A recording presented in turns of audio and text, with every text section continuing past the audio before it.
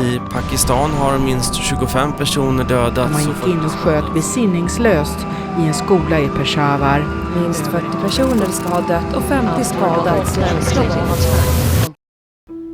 När jag reste i Indien för några år sedan så fick jag upp ögonen för grannlandet Pakistan. Väldigt många indier som jag träffade, de berättade om pakistanier och sa att de var muslimska terrorister som inte går att lita på. Och många berättade även om det pågående kriget mellan länderna som när som helst kunde trappas upp med kärnvapen. Och det här gjorde mig bara, ärligt talat, ännu mer nyfiken på landet. Och de indier jag pratade med, de sa att om jag ville dö kunde jag åka dit. Men när jag kom tillbaka till Sverige så kunde jag verkligen inte släppa tanken. Vad är det första du tänker på när du hör om Pakistan? Oj, kaos skulle jag nog säga. Krig, våld, väldigt mycket negativt. En del av världen som har haft problem sedan det bildades. Jag har bara att det har hänt bomb eller sånt i nyheterna. Mörkhuade människor som har nöd. Jag skulle inte vilja dra dit, den känslan får jag. Men det är för att min världsbild är inte helt klar när det gäller Afghanistan och så vidare. Pakistan.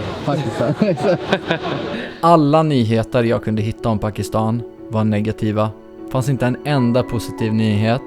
Och utrikesdepartementet de avrådde från att resa in i landet överhuvudtaget. Om man råkar ut för någonting som har med den här konflikten att göra, att man hamnar i någon slags eldstrid och blir skadad och så, då kan man tyvärr inte få hjälp.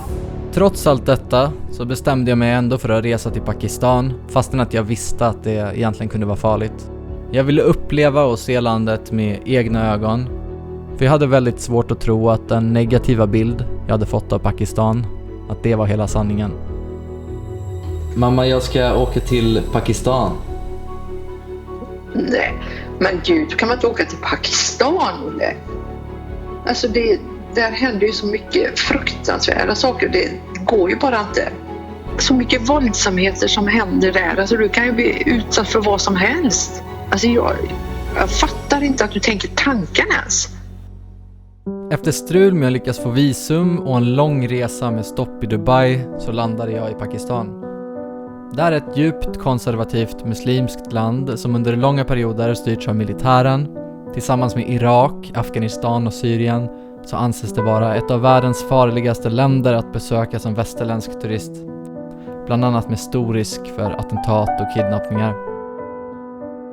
Regeringen saknar dessutom kontroll över stora delar av landet, som är ett av de minst utvecklade länderna i Asien.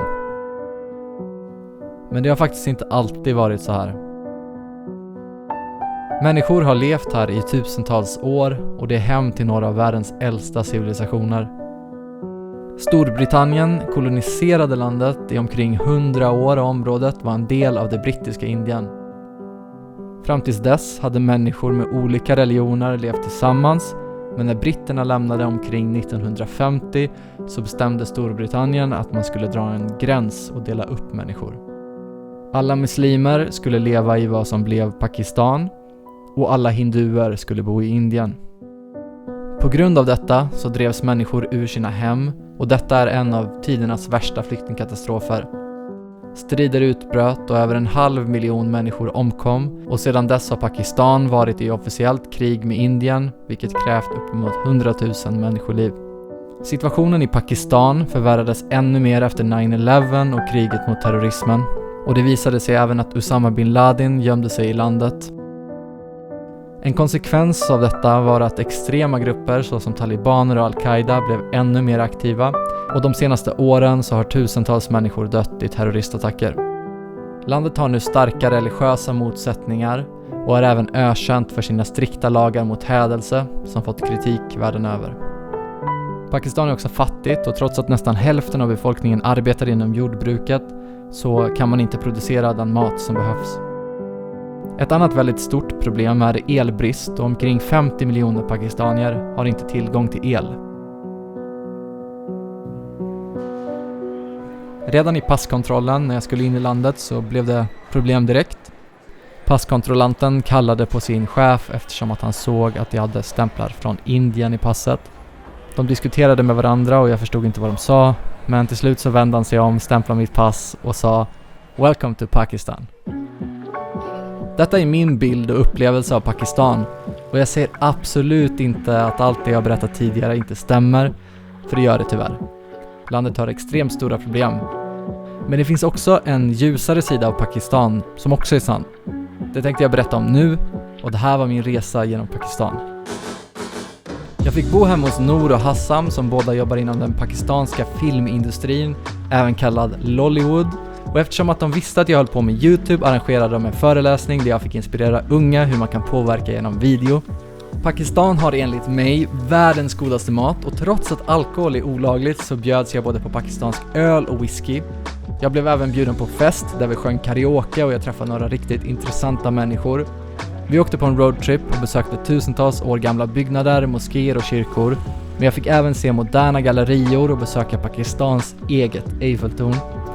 Överallt så spelades nationalsporten cricket och alla lastbilar var dekorerade med konst. Vi gick på musikal, åkte zipline, fyrhjuling och bowlade och jag höll även ett tal där jag fick mitt livs mest lättförtjänta applåd. Assalamu alaikum. I'm visiting Pakistan for the first time in my life and I must say it's a really beautiful, fantastic. Pakistan är verkligen otroligt vackert med glaciärer, milslånga stränder, skogar, öken och så vidare. Och av världens 20 högsta berg så ligger 8 av dem i Pakistan. Även om Pakistan är långt ifrån jämställt så fick de sin första kvinnliga premiärminister redan 1988. Och världens yngsta nobelpristagare, Malala Yousafzai, kommer från landet. Det finns även ett erkänt community av transpersoner i Pakistan och de har rätt till ett tredje juridiskt kön enligt lagen. Och fastän att landet är fattigt så doneras en stor del av BNP varje år till välgörenhet och Pakistan har tagit emot över 1 miljon flyktingar. På gränsen mellan Pakistan och Indien, fastän att de ligger i krig, så hålls det varje dag en parad som en symbol för broderskap och samarbete. Landet är även fullt av naturtillgångar som till exempel naturgas, guld och diamanter. Where are you from? I'm from Sweden. Switzerland? Sweden, not Switzerland. Sweden. Nice to meet you. Nice to meet you. Den här resan blev en stor ögonöppnare för mig. Eftersom att jag hela livet varit intalad att det här enbart skulle vara en dålig plats. Sanningen är att det finns massvis med problem, men det finns också bra saker. Världen är liksom inte svart eller vit, och det gäller såklart även Pakistan. Var jag än gick så möttes jag av vänliga människor som med leenden hälsade mig välkommen till Pakistan. Många ville prata med mig, bjuda hem mig, ta bilder och vissa främlingar ville till och med ge mig saker. I Pakistan anser man att en gäst är en välsignelse från Gud, så därför tror man på att visa kärlek och respekt. Jag har aldrig någonsin känt mig så välkommen när jag har rest någonstans i världen och jag känner mig aldrig otrygg. Det bor över 220 miljoner människor i det här landet och det talas över 75 språk.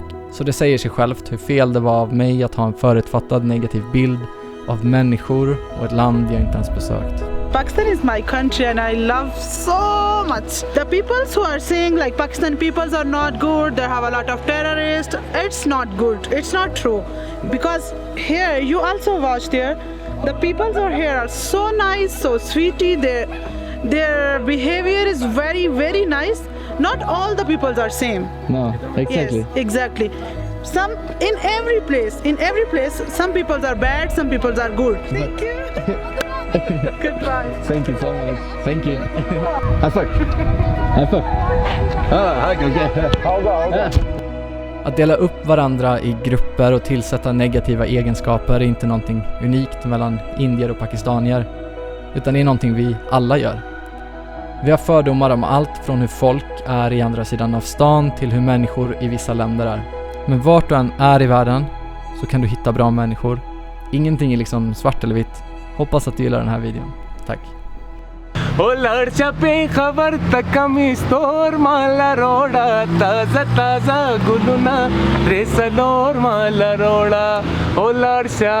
Ya kurban de shama. Thank you so much. Thank you so much. So nice. Thank you so much.